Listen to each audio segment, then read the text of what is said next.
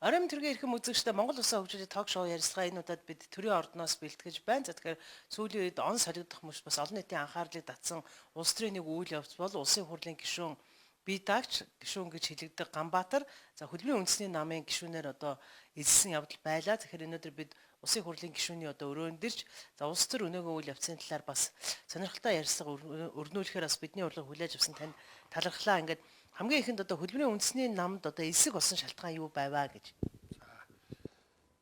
Хөдөлмөрийн үндэсний намд Дархан аймгийнхаа одоо намын хороонд элслээ. Дарханчуудаа их зөвлөлтлөө ярьлаа. За ямар ч байсан 2016 хүртэл бие даагчаар ажилланаа.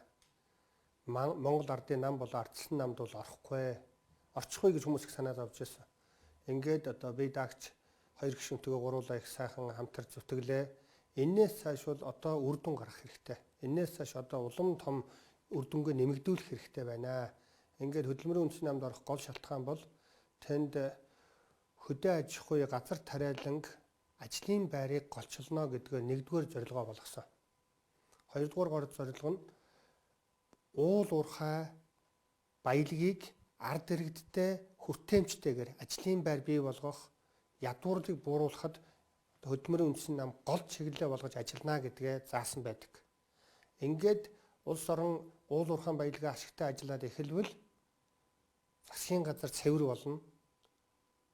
Боловсрол эрүүл мэндийн салбарт хөрөнгө оруулалтууд нэмэгдэнэ. Улс орны маань тусгаар тогтнол баталгаажна гэсэн ийм л үзэл баримталтай одоо маш олон хүмүүс цугласан байдаг. Инхлээр би бол одоо энэ намд гишүүнээр хэлсье. Дараагийнхаа улс төрийн үйл ажиллагаанд надад байдаг туршлага тодорхой хэмжээгээр тэмцлийн арга барил хүний төлөө зүтгэсэн энэ 11 жилийн одоо энэ хөдөлмөр маань хэрвээ тэдэнд хэрэг болдгол юм бол бас зүтгэе гэсэн байдлаар л хэлж орсон доо. Хөдөлмөрийн үндэсний нам бол бас ер нь одоо улсын хурлын гишүүн Ганбаатар өөрийнх нь одоо үүсгэн санаачсан байгуулсан намын нэг гэдэг ийм яриа бол удаан хугацааны турш явлаа. Магадгүй та одоо Монголын үйлдвэрчний эвлэлүүдийн холбооны ерөнхийлөгч байсан учраас за хөдөлмөр сонин тийм үү хөдөлмөр гэдэг үг өөрөө энэ холбоотой хамаатай байдаг учраас хөдөлмөрийн үндэсний нам байгуулжээ. За ард нь одоо санхүүжүүлж явсан гишүүн одоо эслээ гэдэг ийм мэдээлэл та сонссон байх тийм үү? Энэ дээр ямар тайлбар хэлэх вэ? За одоо хуурай гүжирт хариугүй гэж үг байдаг да тийм ээ. Та бол одоо хүмүүсийн ярьж байгааг л над дамжуулж байгаа шүү дээ. Тэгэхээр асууж байгаа. Тэгэхээр тэгж ярьдаг. Тэгж хардах хэрэгтэй. Тэгж одоо хүмүүсийн дунд ч тийм яриа байгаа. За яг хөө үйлдвэрчний холбооны ерөнхийлөгч жирийн хөдөлмөр хийж байгаа хөдөлмөрчин хүмүүсийн эрх ашигыг хамгаалж олон жил ажилласан болохоор хөдөлмөрийн үндэсний нам гэвэл за энэ Ганбаатар л одоо ойрхон байж таараа гэдэг тийм бодол байхыг үгүйсэхгүй. Нэгдүгээрт хоёрдугаарт бол хөдөлмөрийн үндэсний нам бол Монголын заадаа бүр тулж ярил маш олон сэхэтнүүд боловсролын салбарын одоо багш нарын байгуулсан нам шүү. Тэрийг бол одоо шинэ тухайн техникийн их сургуулийн багш Батсайхан багш байна. Анх байгуулсан улсууд нь бол бас би тэр хүмүүстэйгээ уулзсан. Их сайхан тийм сэхэтнүүд байдсан билээ. Тэгээ одоо бол гишүүнээр бол жирийн ажилчин хүмүүс, ажилгүй хүмүүс, малчид ялангуяа эрүүл мэндийн салбарын ажилтнууд их орж байгаа юм билээ.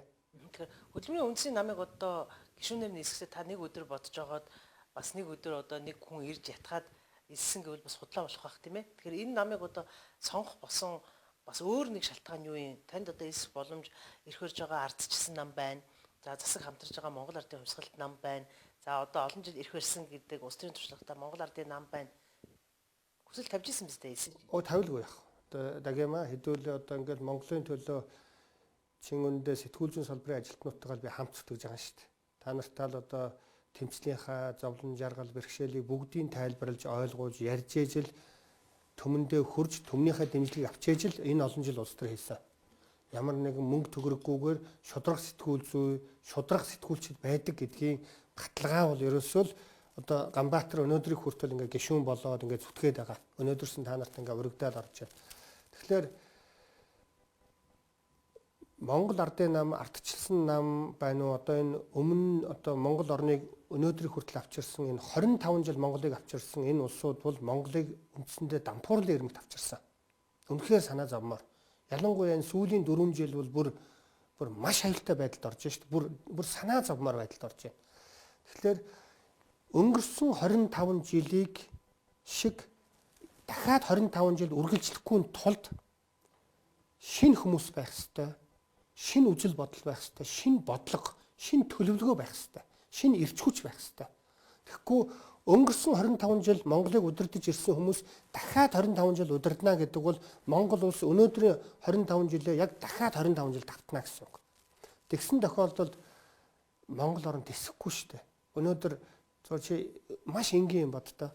Бидний төсвөөсөө төлдөг гадаадын зээлийнхаа хүүнд өгдөг мөнгө бол төсвийн 12.7 байсан чинь төсвийн орлого маань буураад 670 тэрбум төгрөгөөр тасраад үндсэндээ төсвийнхаа 20%-аар 5 төгрөг дутмын 1 төгрөгөөр бид гадны хүү төлж амьдарч байгаа ард түмэн.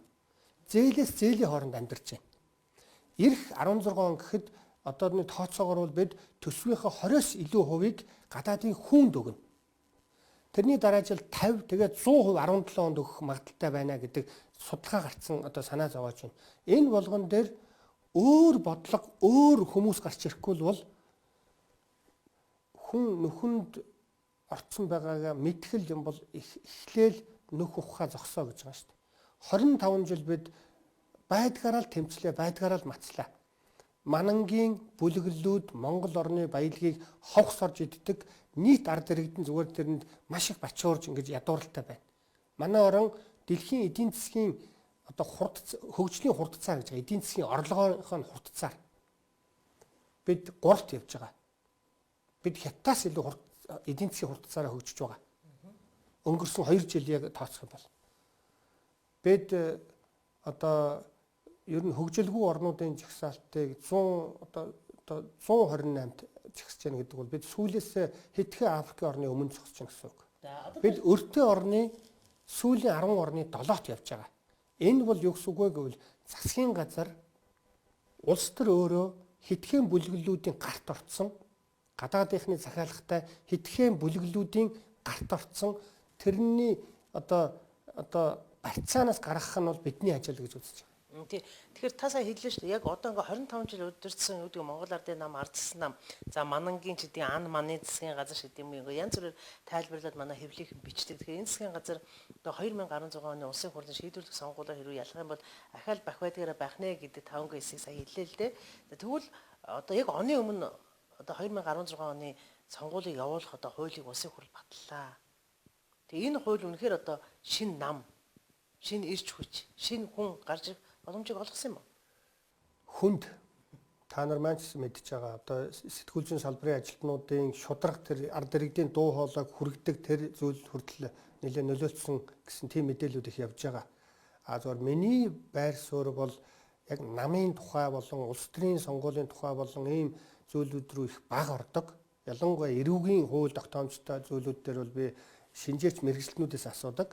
Харин уул уурхай, нийгмийн асуудал, цалин тэтгэвэр, сургууль эмнэлэг цэцэрлэг бол би нэлээд идэвхтэй оролцдог.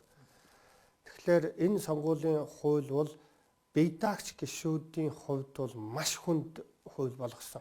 Ер нь бол олон хүмүүс бие даагчаар дэвшиж орж ирж одоо хүний төлөө дуу хоолой болоосоо гэж би дандаа боддог. Хараат бус гишүүн байхгүй. Хараат бус гишүүнийг хаасан тийм хууль гарсан гэж зарим хуульч энэ судлаачдын бас дүгнэлтүүд гарсан байл. Үндсэн хуулийн цэцэд хандна гэдэг байгаа шүү дээ. Би даагч шүү. Манай зарим гишүүд бол үндсэн хуулийн цэцэд хандна гэж байгаа. Би түүнийг бол дэмжиж ажиллана. За тэгэхээр уул уурхайтай холбоотой та бол хамгийн хөвгөө хэлдэг улсын хурлын гишүүдийн нэг. За өнгөрсөн оны төгсөлд оюутлахаа за 2 дахь гүний уурхай тийм үү төсөл одоо урагшаа явуулчлаа. За гацууртай орд одоо урагшаа явуулчлаа. За Монгол улсын эдийн засгт бас сайн эерэг дүн авчирнаа гэж зарим хүмүүс тайлбарлаж байгаа. Үнэхээр бол муугаар харахгүй сайныг харах бас боломж байна уу? Байхгүй байна. Яг Муу амллаа гэж хүмүүс янз бүрээр битээ бодосоо. Зүгээр түүх ярил л да. Би дөнгөж сая таны яриа хийнэ гэдэг урилгыг авчаад би сая харж байлаа. Энэ 2010 оны 4 сарын 1-нд Баяр цогт сайд маань ярьцлага өгсөн байна. Сайд ярьцлага өгөхдөө энэ дээр одоо энэ оюутлахын гэрээ энэ уул уурхайн гэрээ яг хоцсон гэдгийг та ямар утгаар хэлээд байна вэ гэж сэтгүүлч асуусан байна л да. Гэсэн чинь хариулахдаа 2009 оны 12 сарын 31-нд $1,445 төгрөг байжээ. Өнөөдөр 1390 төгрөг болчлоо. Цаашид дандаа төгрөг чангарна гэдгийг би хэлье. Баталгаажуулж хэлье. Энэ бол оюу толгойн гэрээ байгуулсны ач буяа. Ингээд байгуулсан 4 жилийн дотор энэ саяны дөнгөж энэ ханшийн зөрүүгээрээ Монгол улс 4 жилийн дотор энэ чигээр явхад 70-аас 80 сая доллар ашиг гарнаа. Хожноо. Энэ мэтчлэн олон ашиг байгаа гэдэг ингээд тайлбарласан зүйлүүд байна. Эд өнөөдөр бүгд эргэцсэн. Одоо 2000 доллар болчлоо. 2000 төгрөг болчлоо. Яг одоо сайхан бэлэг Дубайн гэрээг зурангуудаа маргааш нь доллар 50 төгрөгөөр унчлаа та нар харж байна уу? Ингээл юм ашигтай явдаг байхгүй юу та гэж тайлбарлаж байсан. Тэгэхээр одоо яг тэр юм ярьж байгаа бүх юм ногоон гэрлэр явсан. Оюу толгоон гэрээг хинч гацааж чадахгүй. 3 гишүүний коноп гацаана гэвэл одоо энэ шиг худлаа юм байхгүй. Бид үннийг хэлдэг. 3хан гишүүн гацаанд болох боломжгүй. Тэгэхээр дөнгөж саяхан оюу толгоон гэрээ, Дубайн гэрээ ингээд явчлаа. Дубайн гэрээн дотор бол Монголын газар нутгийг барьцаанд тавьсан Дубайн гэрээний ач буянаар 15 банкнд тэрний 4 банк нь төрийн банк байгаа. Экзим банк байгаа. Энэ банкудад оюу толгойг барьцаанд тавина гэдэг бол Монголын ирээдүйд маш том нүгэл хийж байгаа. Оюу толгойн одоо хувьцаа эзэмшигчдэд өгдөг сайтн дээр албан ёсны мэдээлэл дээр 2016 оны 1-р улирал, 2-р улиралда Rio Tinto 4.2 тэрбум доллараар буцааж татна. Drawdown гэж яриад байгаа. Тэгээд 6.8 тэрбум долларыг Turkish хийлэнд буцааж татна. Буюу энэ төсөл явдгаараа явна, олж гаргаж ирсэн ашгаараа буцаага санхүүжнэ. Ил урхаас. Тэгэхээр эднээс бол зүгээр л бидний газар нутгийг барьцаанд тавиад Африкт юм уу хааны газар зээл авч энэ тансаглалтаа мөнгө зарцуулж байгаа. Бид зүгээр л барьцаанд явж байгаа улсууд.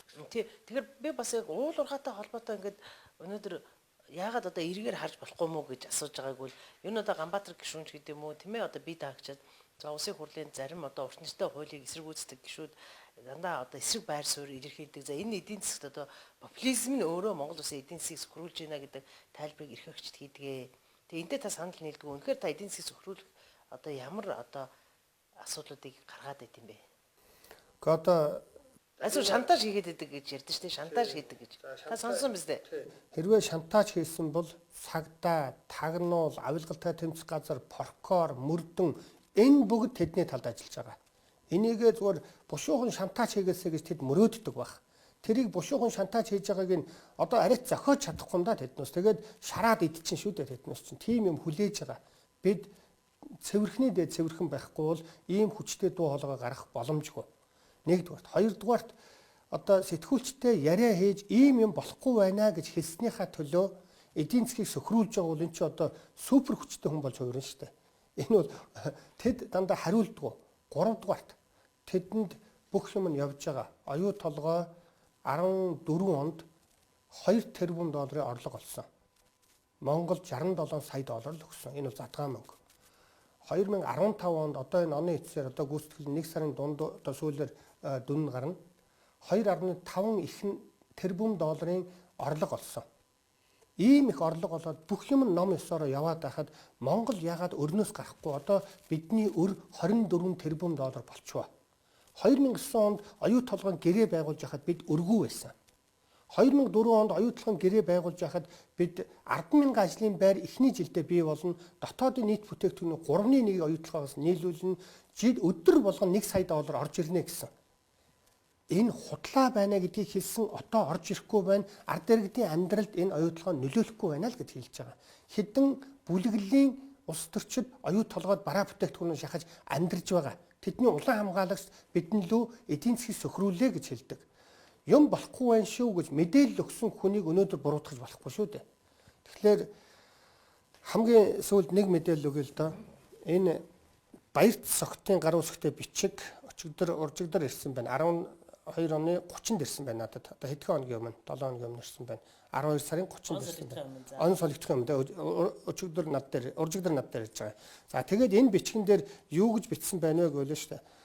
15 банкнд Монголыг барьцаанд тавихтаа Мега гэдэг одоо ийм байгууллага байдаг. Дэлхийн тийм ээ олон улсын хөрөнгө оруулалтыг баталгаажуулах байгууллага гэж ярьж байгаа. Улс төрийн эрсдлийн баталгаа байгуулдаг байгууллага. Энэ байгууллагатай гэрээ хийсэн улс орнууд бол цэрэг оруулахыг зөвшөөрдөг. одоо тухайн хөрөнгө оруулалтанд бэрхшээл учрвал үл ойлголцол гарвал цэргээ оруулна гэдгийг зөвшөөрдөг. Энэ 15 банкны баталгааг өгөхдөө. Би арайч тийм нүгэлтэй юм хийгээгүй байх гэж итгэж байна. Бусад орнуудад тийм хандлагууд байдаг. Тэгэхээр энэ мега гэдэг байгууллагатай гэрээ хийсэн гарын үсэг зурсан ерөнхий сайд. Энэ зурсан гарын үсэг нь яг юу юм бэ? Их хурлын гишүүний хувьд ард иргэдийг төлөөлдгийн хувьд би сонирхож байна. Сайхан Билэг Баярцагт хоёрын Баашингийн тухай би 8-аг яриаггүй шүү дээ. Харин өнөөдөр Монголын ард иргэдийн өмчийн тухай би ярьж байгаа. Тэгэхэд өөдөөс маш их доромжилсан хариулт өгч байгаа. Юу гэвэл ийм гэрээ одоо бүр энд байна л да. Ийм хүсэлт 15 банкнаас хүсэлт тавьсны дагуу тус байгууллагаас дээрх хөрөнгө оруулалтад баталгаа гаргахад Монгол улсын засгийн газар татгалзуул байгаа эсэх талаар мэдэгдэхийг хүссэн бид татгалзаагүй гэж мэдгдсэн гэж юм хүүхд хуурж байгаа юм шиг. Энд дээр гар үсэг зурсан. Гар үсэг зурсан гэдгийг хэлж байгаа. Тэрийг чинь үзье ямар болцолтой юм бэ гэхэд хаацалаад өгөхгүй байна. Их хурл дээр ойрын үед энэ дээр би асуулга асуув. За тэгэхээр ер нь Ганбаатар гишүүнд одоо яагаад ийм уул уурхайн салбарт айдас байд юм бэ гэж. Айдас. Тэг ямар айдас байна? Зарим хүмүүс сая та тэр шантажны тухай ярьлаа шүү дээ. Эсвэл одоо уул уурхай оюутлогч гэдэг юм гацууртын орд гэдэг их хөрөнгө оруулалтан дээр одоо тоглолт хийгээ тийм үү мэдээлэл хийхээр их мөнгө авдаг юм шиг нэг талаас харагдаад байгаа. Нөгөө талаас яагаад бах байнга энийг одоо хөндөөд бас энд бухимдаад байдаг айдас юу юм бэ гэж. Нэгдүгээрт энээс өөр юм ярьж болдгоо мөг ярьдгоо би эрүүл мэндийн даатгалын хууль батлуулчлаа. Хүүхд тарах үйлчлэгээний тухай хуулийг санаачлаад батлуулчлаа. Дархан уул аймгийнхаа төлөө байнга зүтгэдэг, цалин тэтгэвргээл бас байнга оролцсон. Яг энэ дээр дандаа голчилдог нь үнэн. Оюутлогоо уул уурхай дээр голчилдог. Өнөөдөр өртөө гэдэг нь үнэн. 24 тэрбум долларын өртөө.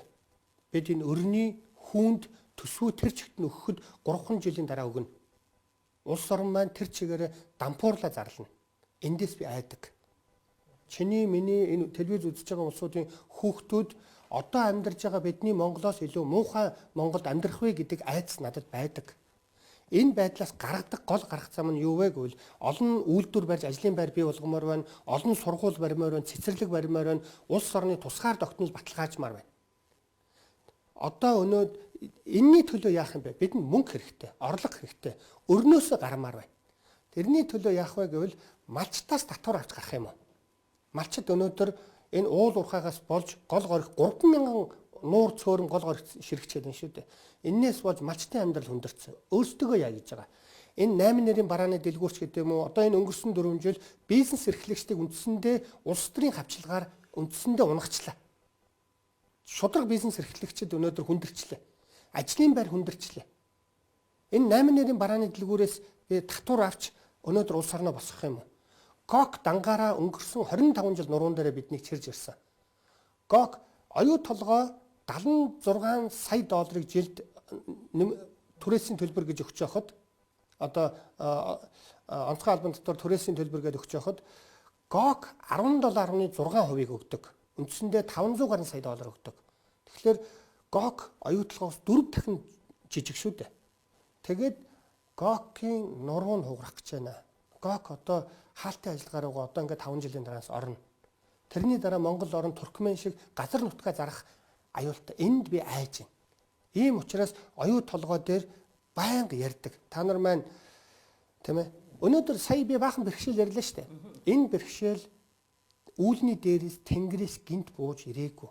Энийг неолиберализм буюу гадаадын хөрөнгө оруулалтын захиалгаар орж ирсэн захиалгын тусламжийн байгууллагууд одоо олон улсын байгууллагууд энийг хийж өгсөн.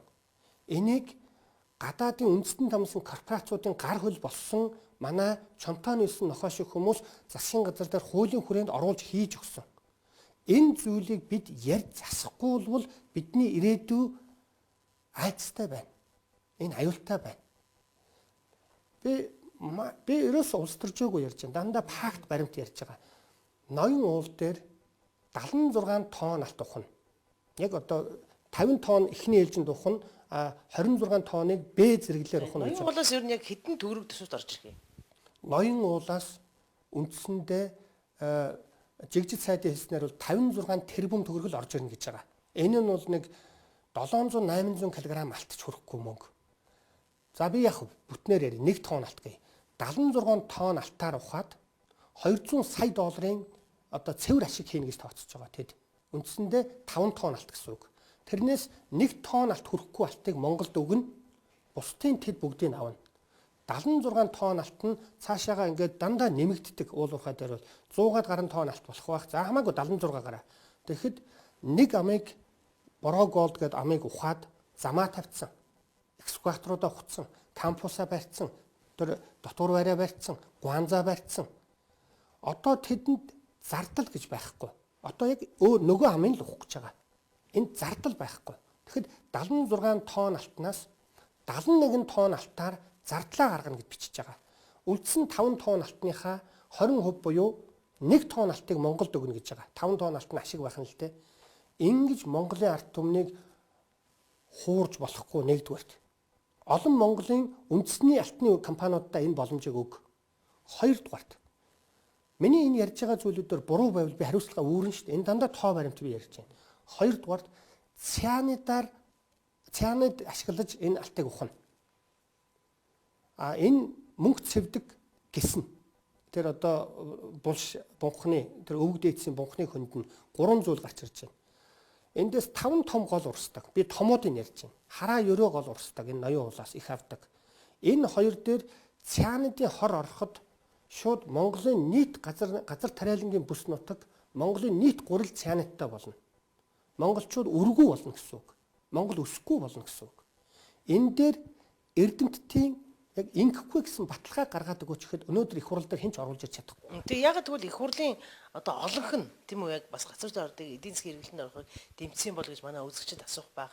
Одоо улсын их хурлын үнэхээр одоо бодиттой Монгол улсын үндэсний аюулгүй байдал тийм үү нөлөөлөхүйц зүйл байхад манай улсын их хурлын 76 гишүүний 3 нь яриад хахад 73 нь яагаад дэмждэг юм бэ гэж.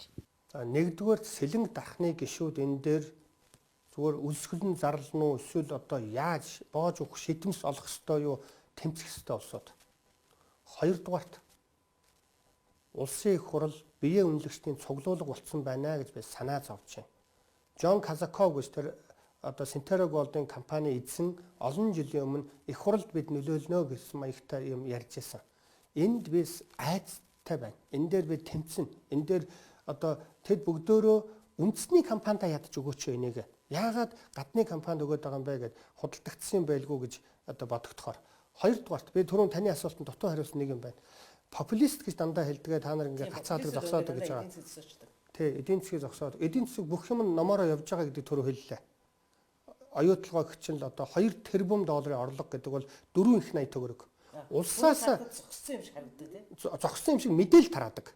Тэгээд улсаас илүү Монгол улсын төсвөөс илүү том компани тэнд орлого олж ийн гэсэн санаа шүү дээ. Тэгэхэд Монгол улс нь өнөөдөр өртөө орны сүүлийн 10 орны 8-т жигсэж байгаа. Эдийн засгийн өсөлтөөрөө бид эхний дэлхийн 3-т орж байгаа нь маш их юм олдог. Гадныхантай нийлсэн хэдэн хүн авдаг. Ард түмэн ядуурдаг гэсэн санаа. Тэгээд таны популист гэдэг дээр би хариулъя л да. За тийм ээ. Баян хүн бачтай тийм ээ. Хоосон хүн хочтой гэж нэг үг байдаг шүү. Төмний төлөө зүтгэж байгаа бидэнд хоч нэр зүүхэн тэдний үндсэн арга нь. Популист гэдэг бол яг та нар одоо Wikileaks байна уу энэ материалуудаар ороод яг тэр үгийг харах юм бол одоо яг интернетээр ороод та нар үгийг харах юм бол элит үндэсний улс төрийн элит хэсгийнхний эсрэг нийт ард иргэдийн эрх ашигыг эсрэгцүүлэн тавьж тэдний эрх ашигыг дээдэлж ярьдаг одоо хүмүүсийг популист гэж нэрлэдэг юм а гэсэн үг байгаа. Тэр утгаараа хэрвээ намайг популист гэж нэрлэхгүй юм бол хэрвээ нэрлжүүл байгаа юм бол нөгөө талд байгаа улсын их хурлын гишүүдийг юу гэж нэрлэдэг гэж элит хэсгийнхэн гэж нэрлэдэг. Тэднийг элитизм гэж нэрлэж болно. Намайг бол популизм гэж нэрлэж магадгүй. Тэгвэл тэд бол элитизм. Цөөхөн хоёр намын цөөхөн гэр бүлүүд Монголын эдийн засгийг хаг бадцсан байгаа. Энэ хүмүүс өнөөдрийн энэ Монголыг ядууруулж байгаа системийг хэвээр нь байлгах дуртай. Энэ системийг засгийн янзлыг гэхэл юм бол тэдэнд маш айцтай байдаг. Сүүлдээ одоо таны бүр одоо ихтэй сургууль төгсөөгүй гишүүдийн тоонд оруулсан явуулсан та сонсон биз дээ.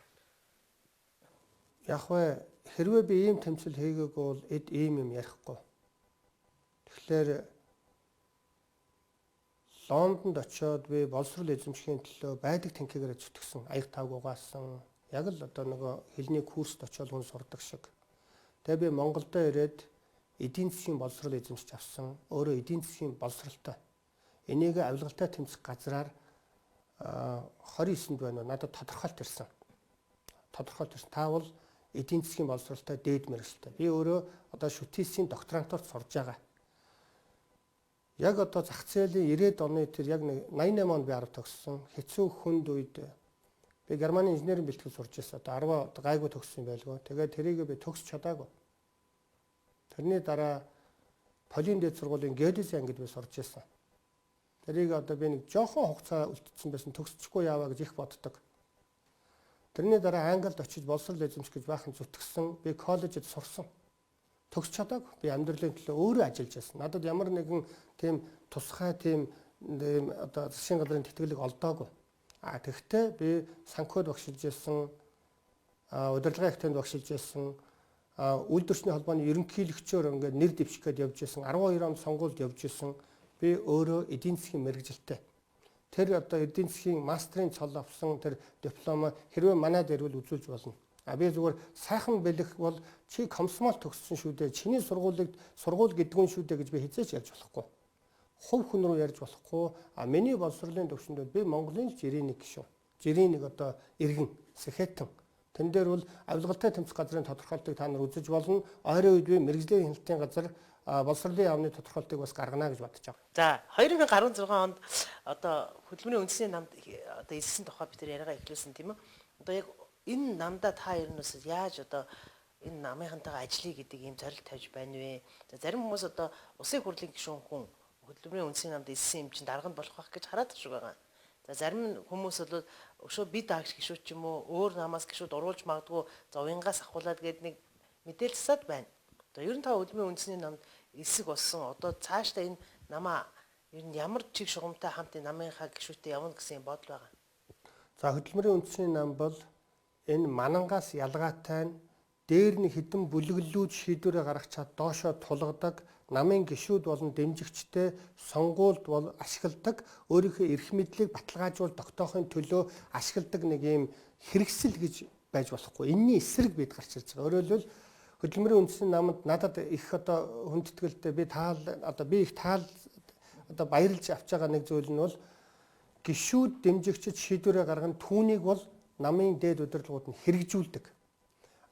Хөдөлмөрийн үндэсний намын дэргэд тийм судалгааны том институт, том хүрээлэн байгаа. Тэр хүрээлэн дээр улс орон ингэж хөгжмөр байна гэдэг гаргалгаа гаргаад тэрийг гишүүдээр хэлэлцүүлээд гишүүд нь шийдвэрээ гаргадаг. Тэр шийдвэрийг хэрэгжүүлдэг нь одоо удирдлагууд нь гэдэг юм уу тэр сонгогдсон хүмүүс нь гэдэг энэ зарчим дээр би маш их одоо баярлж байгаа. Хоёрдугаар зүйл гэвэл хөдөлмөрийн үндэсний намын удирдлага нь хэн байх уу, яах вэ? Энэ бол дотоод журмаараа шийдэгдэнэ. Тэр бол дотроо яригдана. Гуравдугаар зүйл гэвэл бие даагч гишүүд маань манай даваасран гишүүн, болорчлон гишүүн хоёр бол үнэхээр хүний төлөө зүтгэдэг шудраг гишүүд. Тэр хоёртойгоо би бас ярилцчээж энэ хөдөлмөрийн үндэсний нам руу орж байгаа. Би ормоор байна. Дарханчуудагаа зөвлөлдсөн. Дарханы одоо бас өөрийнхөө ойр дотн хүмүүстэйгээ зөвлөлдөж ярьж одоо олон жил ганцаараа явлаа. Бас ингээд хамтраа гэдэг юм ярьсан. Харин манай хоёр гишүүний хувьд бол Хөвсгөл аймгаас Дорнод аймгийнхаа ард иргэдээс асууж байж бие даах уу, өөр намд орох уу, эсвэл одоо хүн намд орох уу гэдгээ бол тэдний өөрсдийнх нь эрх чөлөөний асуудал. Биднийг бол одоо Дарханы Дорнодын Хөвсгөлийн ард иргэд л бидний эзэд юм байгаа шүү дээ. За ер нь зөв бие даагч гишүүн байна гэдгийг яг бие даагч гишүүнээр одоо ажилласан хүмүүс л яг бие даагч хинбэ гэдгийг зөв тодорхойлох байх л да. Тэгэхээр улсын хурлын та одоо бас 3 4 дахь жил рүүгээ бие даагч гишүүн байгаад ингээд орчихлоо шүү дээ. Тэгэхээр ер нь бие даагч гишүүн байна гэдэг хэр юм бэ? Бие даагч гишүүн байна гэдэг бол хамгийн том азтай учраас энд бол одоо олон Монголын төлөө, Монголын төр зүтгэх юмсан, Монголын үр хүүхдийнхээ төлөө хариуцлага үрж Монголын төр зүтгэх юмсан гэж байгаа хүмүүст би та нар одоо үжил бодлороо нэгдэж одоо зүтгэхээрээ бие даана гэдэг бол Монголын төлөө зүтгэх том алтан боломж. Энийг бол одоо даваасран гишүүн, болорчлон гишүүн бид гурвын хувьд бол одоо өөрт олдсон дээд хэмжээгээр л бид ашиглаж Монголын төлөө зүтгэлээ. Одоо бол Монголын төлөө миний хувьд бол дараагийн том бүр үр дүн гаргахын төлөө энэ манангийн энэ галзуурлыг хазаарлан зогсоохын төлөө бид дараагийн бүлгээс илүү том хүч болж орж Монголынхоо төлөө илүү үр дүн гаргахын төлөө зүтгэж байгаа. гэсэн ийм л байр сууриа хэлмээр байна. Тэгээд би даагч байна гэдэг бол одоо чинь би улс төрч болгоныг ба штэ. Удамд өлсөж, ягсаж тэр салин нэмэгдүүлэх, тэтгэвэр нэмэгдүүлэх, бензиний үнийг буулгах тэмцлийг одоо 7-8 жил гадаа даарч хөрж тэмцэх ёстой гэж боддог. Тэрний дараа бие даагаад ороод ирвэл энэ бол азтай ёстой улс төрч хүн өөрөө төлөвшөх том боломж гэж боддог. Одоо би үжил бодол нэгтээ Монголынхаа төлөө гэсэн хүмүүстэй нийлж том хүч болж Монголынхаа төлөө энэ одоо бүлэглүүдийн эсрэг хүчтэй томоохон алхмаа хийхээр одоо зорж байна. Энд би үр дүн гарна гэдэгт би итгэж байгаа. За баярлалаа. Тэгэхээр өнөөдөр бидний урьд хүлээн авч бас өрөөндөө зочлуулж Монголын улс төрд бас өрнөд байгаа өөртөө холбоотой олон асуултанд манай үзэгчдэд тайлбар өгсөн таны ярил амжилт хүсье. За ингээд их баярлалаа. Ер нь юмны төрөнд л одоо манай Дагийн мал хамгийн төрөнд одоо ярих юм да. Тэгээ би хамгийн анхны одоо хөдөлмөрийн үндэсний намын гишүүн болчиход анхны ярилцлага танаад өгч байна. Ингээд бас Монгол орноо хөгжүүлээ, Монгол улсаа мандуулъя гэдэг энэ сайхан нэвтрүүлэгт би анхны зочноор орж исэн. Тэгээд ер нь бол сэтгүүл зүйн салбарын шудраг ажилтнуудын ач буйнаар энэ 25 жилд Монголын ардчил одоо тогтож байсан шүү. Тэрнээс биш энэ бүлэглүүд бол бүгдийг нухацсан дарахаар одоо улаарын дайрч байсан. Одоо хэд бол юу ч чадахгүй. Эдний сайхан цаг ингээд дуусч байгаа. Эдний Монголын ард түмэнд муухай цаг авчирсан энэ бүлэглүүдийн галзуурж ясан цаг бол одоо ингээд энэ 15 оноор дуусч байгаа гэдэгт би итгэлтэй байна. За баярлалаа.